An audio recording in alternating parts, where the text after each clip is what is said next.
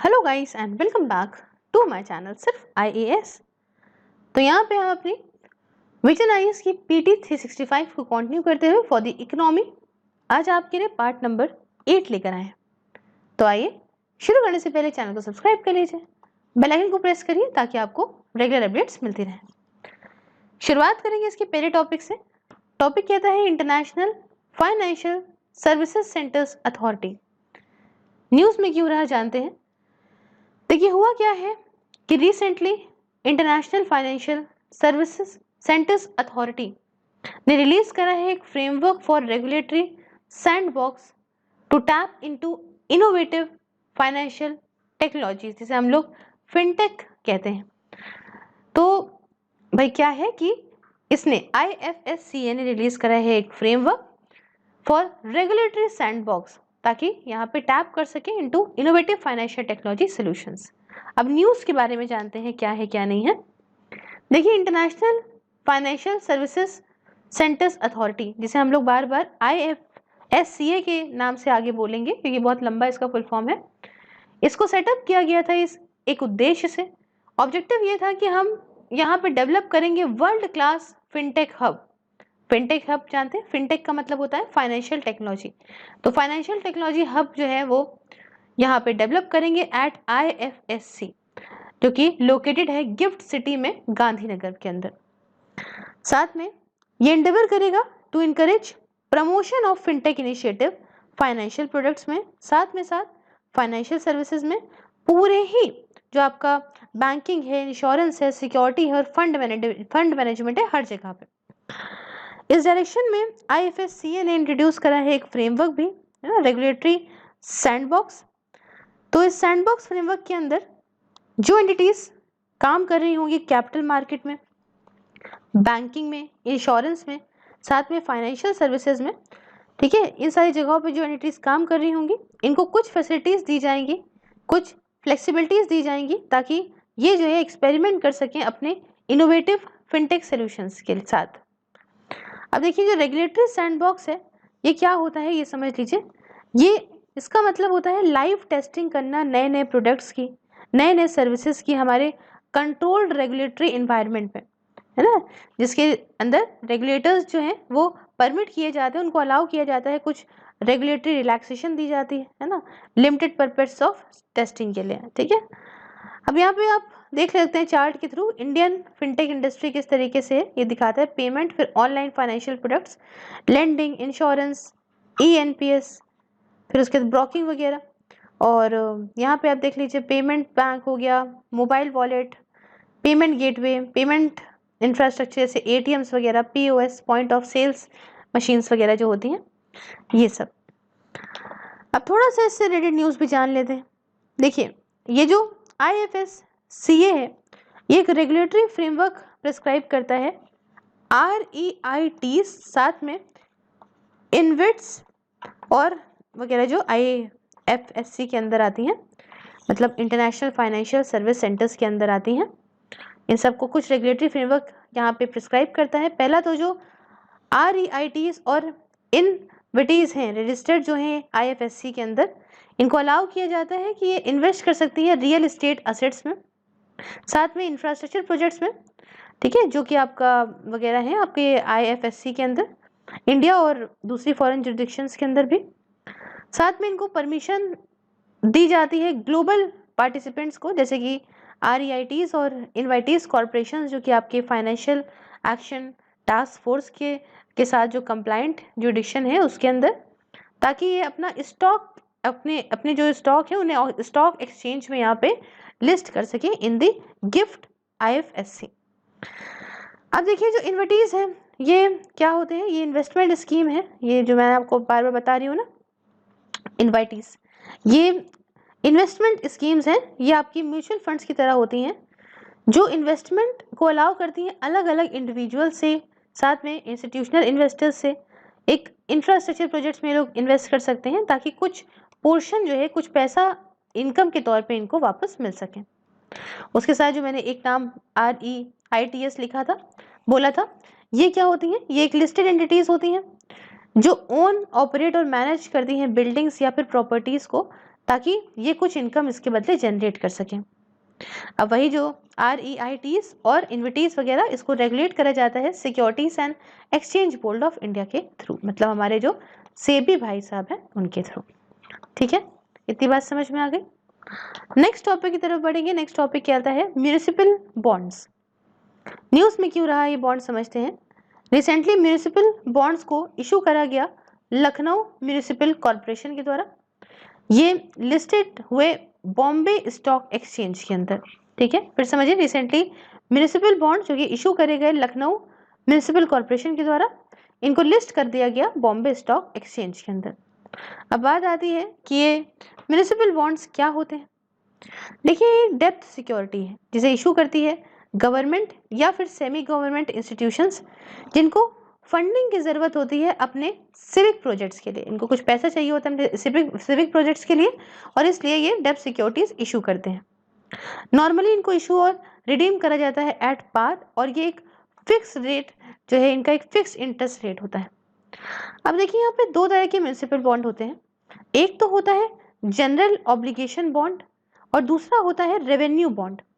तो ये general obligation bond होता है, इसको इशू करा जाता है ताकि हम सिविक एमिनिटीज, जैसे कि हमारा पानी हो गया, वाटर हो गया, सैनिटेशन हो गया, गार्बेज डिस्पोजल वगैरह हो गया, उसे हम कैसे अच्छा बना सकते हैं।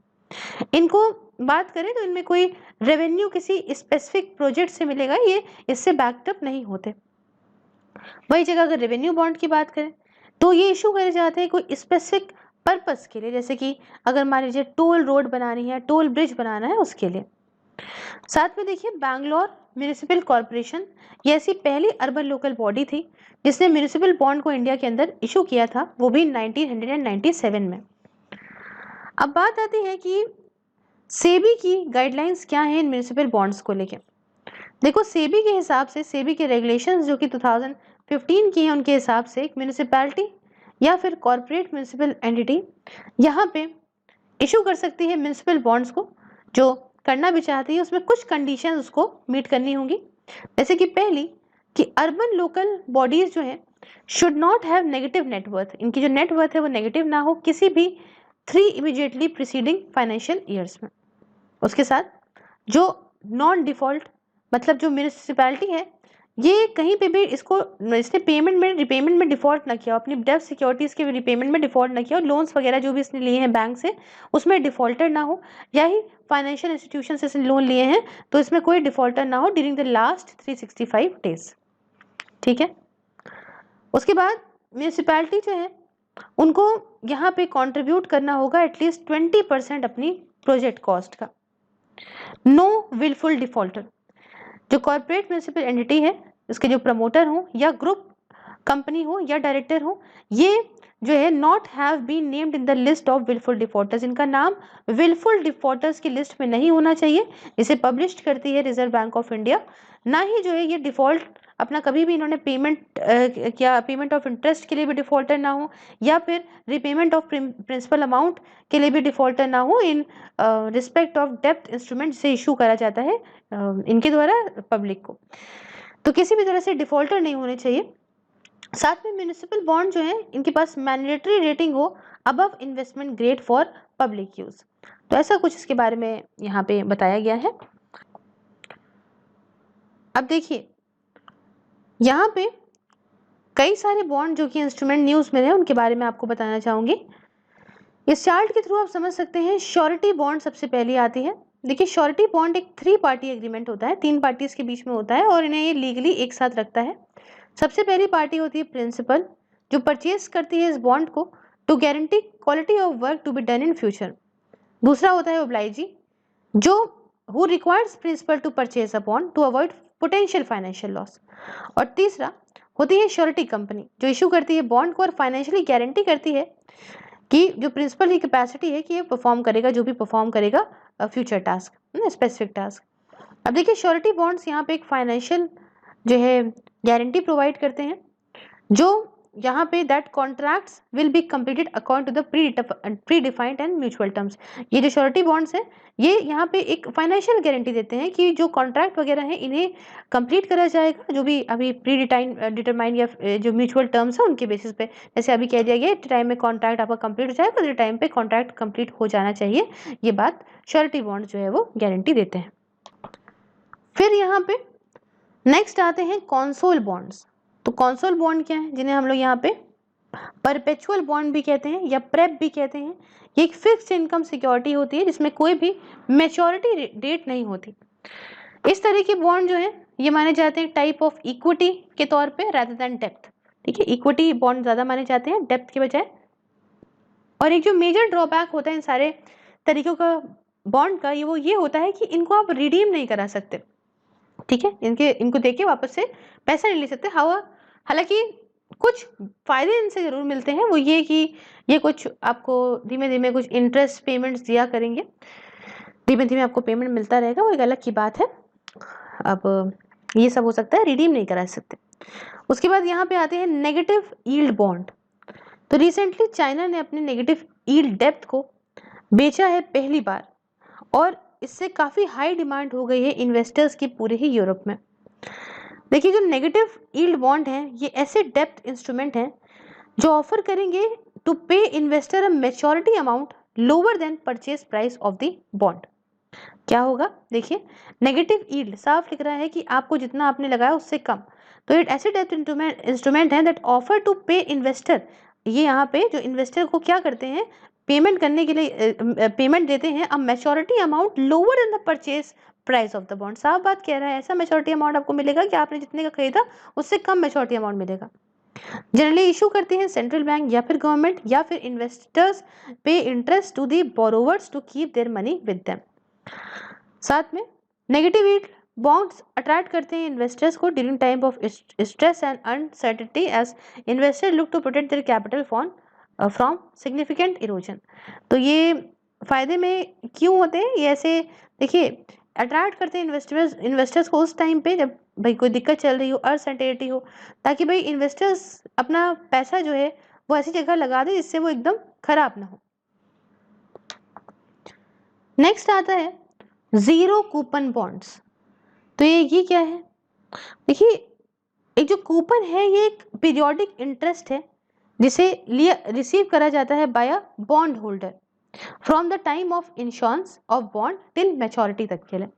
अब देखिए जीरो कूपन बॉन्ड्स इनको इशू करा जाता है डिस्काउंट पे और रिडीम करा जाता है एट पार वैल्यू या फिर फेस वैल्यू पे। No interest payment is made on such bond. ऐसे में कोई इंटरेस्ट पेमेंट ऐसे बॉन्ड्स में नहीं दिया जाता है ना, पीरियोडिक इंटरवल्स पे। मैच्योरिटी से पहले इसमें कुछ नहीं मिलता है, मैच्योरिटी से पहले कोई इंटरेस्ट पेमेंट नहीं मिलता।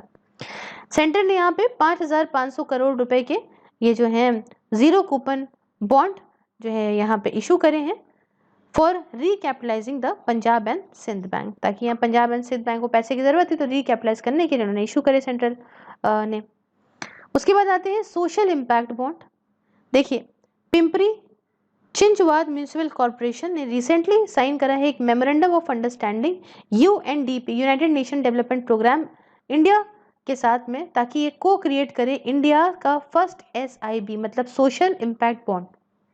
अब देखिए सोशल इम्पैक्ट बॉन्ड ये क्या है, ये कॉन्ट्रैक्ट है जो पब्लिक सेक्टर या गवर्निंग अथॉरिटी के साथ किया जाता है, जहां पे करता है बेटर सोशल आउटकम्स के लिए कुछ एरियाज में, और साथ में यहाँ पे पास करता है पार्ट ऑफ सेविंग्स को जो है इन्वेस्टर्स को मिलती है।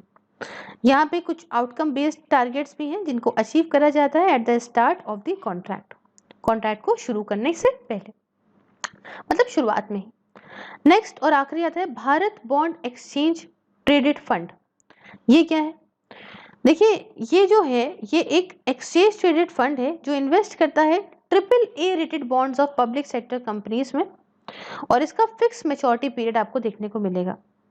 एक जो एक्सचेंज ट्रेडेड फंड है ये एक सिक्योरिटी है जो दैट ट्रैक्स एन इंडेक्स, जो ट्रैक करती है इंडेक्स को, कमोडिटी को या फिर बास्केट ऑफ असेट्स को, जैसे कि आपका इंडेक्स फंड हो गया, लेकिन ट्रेड करती है जैसे कि स्टॉक की तरह, स्टॉक ऑन एक्सचेंज की तरह, but trades like a stock on exchange, trade करेगी या स्टॉक एक्सचेंज की तरह।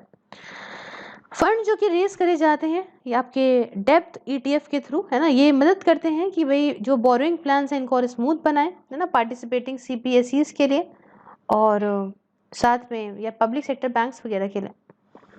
अब देखिए यहाँ पे भारत 22 ETF मतलब एक्सचेंज ट्रेडेड फंड, ये क्या है? भारत 22 ETF इन्वेस्ट करता है 22 कंपनीज में, जिसके अंदर जो है S&P, आपका BSE, भारत 22 इंडेक्स जो है ये सब आता है।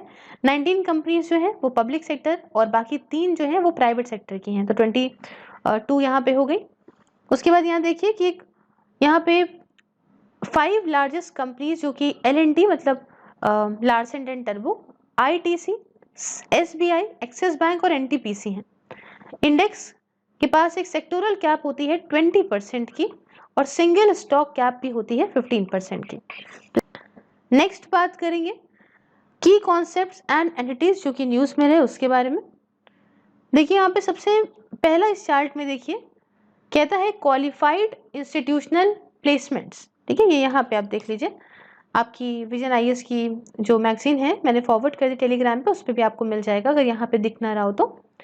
देखिए क्वालिफाइड इंस्टीट्यूशनल प्लेसमेंट्स ये कैपिटल रेजिंग टूल है, मतलब पैसा को यहाँ पे रेस करने का, कैपिटल को रेस करने का तरीका है जहाँ पे लिस्टेड कंपनी इशू करती हैं अपने इक्विटी शेयर्स को या फुली या पार्शली कन्वर्टेबल डिवेंचर्स को या किसी भी सिक्योरिटी को अदर देन वारंट्स। ठीक है, ऐसी सिक्योरिटी जो यहाँ पे कन्वर्टेबल होती है इक्विटी शेयर में। Unlike in an initial public offering के यहाँ पे विपरीत, या फिर आप कह सकते हो फॉलो ऑन पब्लिक ऑफरिंग के विपरीत, सिर्फ इंस्टीट्यूशंस और क्वालिफाइड इंस्टीट्यूशनल बायर्स यहाँ पे आ सकते हैं। आपके जो क्वालिफाइड इंस्टीट्यूशनल प्लेसमेंट है उसके अंदर ये पार्टिसिपेट कर सकते हैं। मतलब इनिशियल पब्लिक ऑफरिंग्स में इंडिविजुअल भी आ सकते हैं या इंडिविजुअल्स नहीं आ सकते। तो ये कुछ बात है क्वालिफाइड इंस्टीट्यूशनल प्लेसमेंट्स की। फिर आता है यहाँ पे पार्टिसिपेटरी नोट्स, कॉमर्स वाले स्टूडेंट्स ने पहले ही पढ़ा होगा ये। देखिए P नोट्स ये ओवरसीज डेरिवेटिव इंस्ट्रूमेंट हैं जो इन्वेस्टर्स मतलब रिक्वायर करे जाते हैं इन्वेस्टर्स के द्वारा to invest in Indian securities, ताकि वो इन्वेस्ट कर सके इंडियन सिक्योरिटीज में without having to registered with the SEBI, बिना रजिस्टर कराए खुद को securities and exchange board of India मतलब सेबी के साथ में। इनको इशू करा जाता है रजिस्टर्ड फॉरेन पोर्टफोलियो इन्वेस्टर्स के द्वारा। और ये जो इंस्ट्रूमेंट है इसने काफ़ी पॉपुलैरिटी पाली, क्यों? क्योंकि इससे फॉर्मेलिटीज़ वगैरह रजिस्टरिंग वगैरह की नहीं करनी पड़ती हैं, आराम से काम ईजिली हो जाता है, तो इसलिए ये पार्टिसिपेटरी नोट्स का बड़ा ज़्यादा जो है चलन चल गया। फिर नेक्स्ट आता है domestic systematically important insurance, short form में देखेंगे DSIIS बोलेंगे भी इसका शॉर्ट ही फॉर्म। देखिए insurance regulatory development authority of India, जिसे शॉर्ट फॉर्म में IRDAI बोलते हैं, इन्होंने यहाँ पे LIC को मतलब life insurance corporation of India को, GIC को मतलब general insurance corporation of India को और न्यू इंडिया एश्योरेंस कंपनी को DSIIS के तौर पे यहाँ पे कहा है 2020-21 के लिए। अभी क्या होते हैं domestic systematically important insurance DSIIS क्या होते हैं? ये ऐसे इंश्योरेंस होते हैं जिनका साइज मार्केट इंपॉर्टेंस बहुत ज़्यादा होती है, ग्लोबली इंटरकनेक्टेड होते हैं, और अगर ये फेल हो गए, इनको कोई दिक्कत आई, तो इससे हमारे जो डोमेस्टिक फाइनेंशियल सिस्टम है वो हिल जाएगा। इसलिए इनको too big too important to fail भी कहते हैं, क्योंकि सरकार इनको फेल होने नहीं देगी, हमारी पूरी जो है हिल जाएगी इकोनॉमी नहीं तो। साइज कैसे पता लगाएंगे इनका? तो इसमें टोटल रेवेन्यू देखेंगे, प्रीमियम वगैरह अनरिटन है उसमें, ये सब कितना आता है क्या आता है वो देखेंगे, असेट्स क्या है ना, मैनेजमेंट वगैरह, ये सारे के सारे पैरामीटर हैं, इसमें देखेंगे कि कितना भाई इनका जो है वो साइज है। ये जो IRDAI है वो लिस्ट करेगा यहाँ पे DSIIS को एनुअल बेसिस पे, हर साल देखिएगा कौन सी कंपनी इसके अंदर आ रही है, और कंडीशनलिटीज इम्पोज्ड ऑन DSIIS, क्या कंडीशन वगैरह इम्पोज है इनके ऊपर। Raising their level of corporate governance, आप अपना कॉर्पोरेट गवर्नेंस का लेवल बढ़ाइए, सारे जो रेलिवेंट रिस्क हैं उसको आइडेंटिफाई करिए, प्रमोट करिए एक साउंड रिस्क मैनेजमेंट कल्चर को अपने आप। साथ में ये यहाँ पे सब्जेक्ट होंगे इनहांस रेगुलेटरी सुपरविजन का भी, है ना, यहाँ पे जो है रेगुलेटरी सुपरविजन भी रहेगा IRDAI के द्वारा। और यहाँ पे DSII जो है उसी की तरह ही यहाँ पे RBI ने भी अनाउंस करा है डोमेस्टिक सिस्टमेटिकली इंपॉर्टेंट बैंक्स के लिए, ठीक है। जैसे कि यहाँ पे इंश्योरेंस वाला हो गया भाई, इंपॉर्टेंट इंश्योरेंस हो गए, ऐसे ही इन्होंने आरबीआई ने बैंक्स के लिए करा है, इसमें कि एसबीआई, आईसीआईसीआई और एचडीएफसी को यहाँ पे माना गया है। मैंने आपको स्टार्टिंग में बताया था कि एचडीएफसी को भी इसके अंदर रखा गया है। खैर, नेक्स्ट टॉपिक की बात करते हैं। कहता है लंदन इंटरबैंक ऑफर्ड रेट, जिसे हम लोग LIBOR लेबर कहते हैं, ये ग्लोबल रेफरेंस रेट है अनसिक्योर्ड शॉर्ट टर्म बोरोइंग के लिए इंटरबैंक मार्केट में। अब देखिए, ये एक बेंचमार्क का काम करता है शॉर्ट टर्म इंटरेस्ट रेट्स के लिए, जिसे यूज करा जाता है pricing of interest rate swaps के लिए, करेंसी रेट स्वैप्स के लिए, एज वेल एज मॉर्गेज के लिए। ये एक इंडिकेटर है health of the financial system का, कि फाइनेंशियल सिस्टम की क्या हेल्थ चल रही है, और एक आइडिया भी आपको बता देगा कि भाई क्या है तरीका, या क्या आप जो है पाथ अपनाओ, क्या रूट लो आप, है ना, जो डिले होती है पॉलिसी रेट में सेंट्रल बैंक्स की, उसके लिए। अब यहाँ पे जो इंडियन इक्विवेलेंट है, इसे जाना जाता है Mumbai inter bank offer rate, जिसे मिबोर के तौर पे यहाँ पे हमारे जो इंडियन का है वो ये है। ये तो लंदन इंटर बैंक है ना, ऑफर्ड रेट है, तो हमारे यहाँ के लिए मिबोर है, वहाँ के लिए लिबोर है। उसके बाद बात करेंगे सोशल स्टॉक एक्सचेंज SSE के बारे में। तो ये एक इलेक्ट्रॉनिक फंड रेजिंग प्लेटफॉर्म है, मतलब यहाँ पे पैसा रेज करने के लिए, जो अलाउ करता है इन्वेस्टर्स को आप शेयर्स वगैरह को बाय कर दो सोशल इंटरप्राइज में, है ना, जो यहाँ पे that has been vetted by the exchange. अब देखिए, सोशल इंटरप्राइज में आते हैं आपके रेवेन्यू जनरेटिंग बिजनेस, जिनका प्राइमरी ऑब्जेक्टिव ये होता है कि हम कैसे ही जो है वो सोशल ऑब्जेक्टिव को अचीव करें, जैसे हेल्थ केयर दें, क्लीन एनर्जी दें। अब देखिए, इसका जो आइडिया है सोशल स्टॉक एक्सचेंज, नाम ही कहता है, आइडिया इसकी लिस्टिंग का सोशल इंटरप्राइज पे या वॉलंटरी ऑर्गेनाइजेशन पे ये है कि भाई हम कैपिटल वगैरह को रेज करें एज इक्विटी, डेप्थ या फिर म्यूचुअल फंड की तरीके, है ना। और ये आपका यूनियन बजट 19-20 में बताया गया था। बाद में सेबी ने बनाया एक पैनल, ताकि जो भी नॉर्म्स हैं इसके सोशल स्टॉक एक्सचेंज के, उसे सजेस्ट करने के लिए। सबसे ज़्यादा प्रोमिनेंट जो सोशल स्टॉक एक्सचेंज जो पूरे वर्ल्ड के हैं वो आपके United kingdom, Canada, USA, south Africa, Singapore और मॉरिशस के हैं। उसके बाद आती है बात शेल कंपनी की, काफ़ी बार आपने सुना होगा। तो शेल कंपनी एक ऐसी कंपनी होती है जिसका कोई एक्टिव बिजनेस ऑपरेशन या कोई सिग्निफिकेंट असेट नहीं होती, कहीं पे इनका आपको ऑफिस नहीं मिलेगा, और कुछ केसेस में तो इसको इलीगल पर्पस के लिए भी यूज करते हैं, जैसे कि टैक्स वगैरह इवेट करने के लिए, ना, टैक्स वगैरह चुराने के लिए, मनी लॉन्ड्रिंग के लिए, या आपका कोई ओनरशिप ऑब्सक्योर करने के लिए, बेनामी प्रॉपर्टी वगैरह के लिए, ठीक है। में होता क्या है ना, बेनामी प्रॉपर्टी क्या होती है कि जमीन मान लो पड़ी हुई है और इस पे यूज हो रहा है और पता नहीं किसके नाम पे जमीन है, समझ रहे हो। उसके बाद ये जो शेल कंपनी है, हालांकि इंडिया के अंदर बताएं तो शेल कंपनीज को डिफाइन ही नहीं किया गया है किसी एक्ट या लॉ के अंदर। और रिसेंटली यहाँ पे सरकार ने क्या करा कि यहाँ पे कुछ special drive for identification and strike of shell companies based on non filing of financial statement, यहाँ पे इन्होंने ये अंडरटेक करा, है ना। कॉन्सिक्वेंटली 2 सालों के लिए, उससे ज्यादा के लिए, companies removed as per section 248 of companies act 2013। तो ये भी शेल कंपनी है, पूरी बात हमने इसके अंदर करी। बात आती है मर्चेंट डिस्काउंट रेट की, ये क्या है समझते हैं।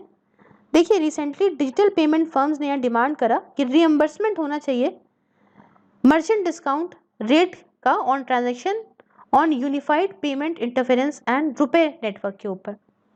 देखिए, क्या है ये मर्चेंट डिस्काउंट रेट, पहले ये जान लीजिए। ये कॉस्ट है जिसे मर्चेंट्स देते हैं बैंक को और पेमेंट सर्विस प्रोवाइडर्स को जब ट्रांजैक्शन हो रहा होता है उस टाइम पे, और ये एप्लीकेबल होती है on peer to merchant payment, ठीक है। मतलब ये क्या है, जब ट्रांजैक्शन हो रहा है तो उस समय क्या है, कॉस्ट मर्चेंट देंगे ये बैंक्स को।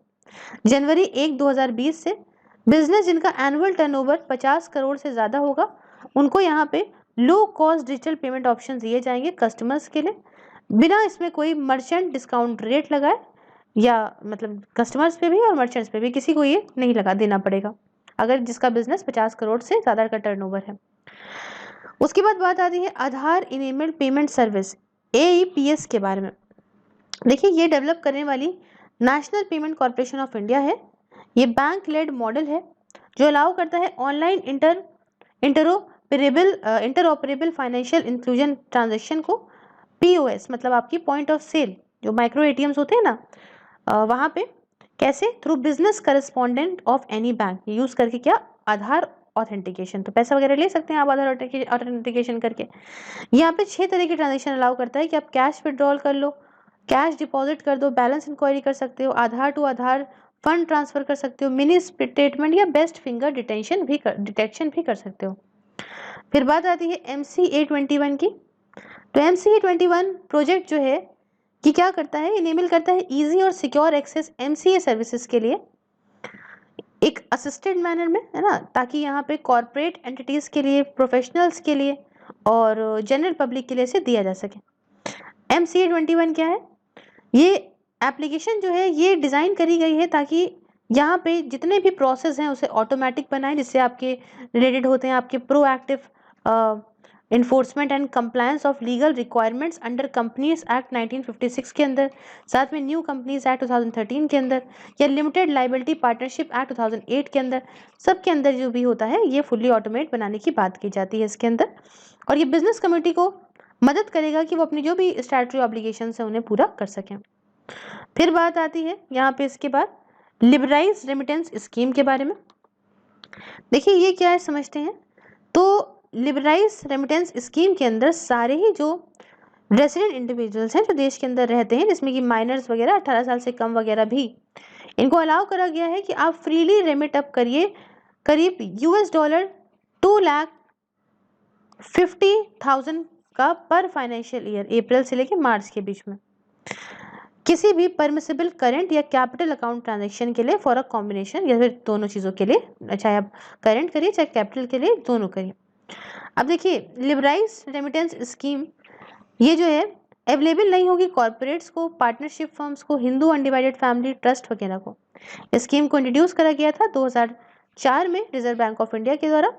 उस समय इसकी लिमिट जो थी वो $25,000 थी। ठीक है। अब इन्वेस्ट इंडिया, ये नेक्स्ट एक जो है कॉन्सेप्ट है, आपको बताती हूँ। इन्वेस्ट इंडिया ये एक national investment promotion and facilitation agency है जो इन्वेस्टर्स को हेल्प करती है कि जो भाई इन्वेस्टमेंट अपॉर्चुनिटीज़ की यहाँ पे की तरफ देख रहे हैं या ऑप्शंस देख रहे हैं इंडिया के अंदर, कि भैया अगर वो इंडिया के अंदर इन्वेस्ट करना चाहते हैं तो यहाँ पे उन इन्वेस्टर्स को मदद करेगी ये इन्वेस्ट इंडिया। सेटअप किया गया था इसको 2009 में, एक नॉन प्रॉफिट वेंचर है under department for promotion of industry and industrial trade के अंदर। और रिसेंटली यहाँ पे UNCTAD ने डिक्लेयर करा है इन्वेस्ट इंडिया को national investment promotion agency of India, जो है इसको इन्वेस्ट इंडिया को यहाँ पे विनर भी बताया है इसने 2020 का United nation investment promotion award का। फिर एक नेक्स्ट जो न्यूज़ में है भाई वो है वेदर सेंसिटिव इंडिसेस। न्यूज़ में क्या है, मतलब ये एंटिटी है जिसका टर्म आपको बताती हूँ। वेदर सेंसिटिव इंडिसेस ये एक पहली है इंडिया के लिए। National commodity and derivative exchange is set to launch 2 weather sensitive indices. ठीक है, यहाँ पे जो NCDEX है ये 2 तरह के वेदर सेंसिटिव इंडिसेस को यहाँ पे लॉन्च करेगा इंडिया के लिए, पहली दफ़ा होगा। ये दोनों इंडिसेस ये होंगे कि पहला होगा इंडियन मानसून इंडेक्स, ठीक है, क्यूमुलेटिव मानसून इंडेक्स के साथ, और दूसरा होगा इंडियन रेन इंडेक्स जो मंथली क्यूमुलेटिव रेनफॉल इंडेक्स बताएगा। अब दोनों इंडेक्सेस यहाँ पे ट्रैक करेंगे हमारा जो रेनफॉल मूवमेंट होता है कंट्री के अंदर, कैसे? रेनफॉल डेटा कलेक्शन सेंटर्स के थ्रू। अब देखिए जो national commodity and derivatives exchange है वो इंडिया का मेट्रोलॉजिकल डिपार्टमेंट जो है उसको डिपार्टमेंट की डेफिनेशन जो है उसको यूज़ करेगा अलग अलग प्रेडिक्शंस के लिए, जैसे कि normal, above normal and deficient, और साथ में कंपेयर करेगा इसको एक्चुअल रेंज से जो कि डेली बेसिस पे होती है, ताकि यहाँ पे जो इंडेक्स की वैल्यू है उसे प्रॉपर यहाँ पे निकाला जा सके। फिर एक टर्म है सीरियस फ्रॉड इन्वेस्टिगेशन ऑफिस। ये क्या है? ये एक मल्टी डिसिप्लिनरी ऑर्गेनाइजेशन है कॉर्पोरेट अफेयर्स मिनिस्ट्री के अंदर। ये जो है डिटेक्ट करता है, प्रोसिक्यूट करता है, रिकमेंड भी करता है प्रोसिक्यूशन के लिए वाइट कॉलर क्राइम्स या फ्रॉड्स के लिए। अब वाइट कॉलर क्राइम्स क्या होते हैं? एक नॉन वायलेंट क्राइम है जिसे इसलिए कमिट करते हैं ताकि यहाँ पे फाइनेंशियल गेन हो, कुछ घपला अपला करते हैं, कोई ऐसा किसी का मर्डर इसके अंदर नहीं होता। अब देखिए जो सीरियस फ्रॉड इन्वेस्टिगेशन ऑफिस है इसे सेटअप किया गया था रिकमेंडेशन पे एक कमेटी का नाम था Naresh Chandra committee on corporate governance. ये एक स्टैट्यूटरी बॉडी है जो कि कंपनीज एक्ट 2013 के अंदर आती है। और आखिरी में जो डिस्कस करेंगे वो करेंगे open credit enabled network, OCEN। ये एक न्यू क्रेडिट प्रोटोकॉल इंफ्रास्ट्रक्चर है जो यहाँ पे डेमोक्रेटाइज करेगा लेंडिंग और enabling small borrowers to avail fund easily. ठीक है, यहाँ पे आराम से क्या होगा कि जो छोटे छोटे बोरोवर्स हैं उनको आसानी से इससे फंडिंग मिल पाएगी। ये कॉमन लैंग्वेज तरह से एक्ट करेगा जिसमें दो लेंडर्स, यहाँ पे लेंडर्स और मार्केट प्लेस एक साथ कनेक्ट हो पाएंगे ताकि यहाँ पे एक अच्छा इनोवेटिव एटमॉस्फेयर साथ में क्रेडिट जो प्रोडक्ट्स हैं एट स्केल ये अच्छे तरीके से यूटिलाइज कर सकें। इसको डेवलप करा गया है टेक्नोलॉजी थिंक टैंक ISPIRT के द्वारा। ठीक है, ISPIRT के द्वारा। तो ये कुछ बातें हैं इस पार्ट के अंदर। ये पार्ट होता है यहाँ पे complete. So if you like the video please like the video, share it with your friends, subscribe your channel SirfIAS, and if you want to follow me on any other social media platform, link is in the description. You can watch these videos on Facebook also, just like the page SirfIAS and watch these videos there. Along with this, if you want to go for one daily real question, just follow us on Instagram. And if you want to support me in my work, just press the join button and enjoy the various perks. Thank you so much for discussion. Have a wonderful day. Take care.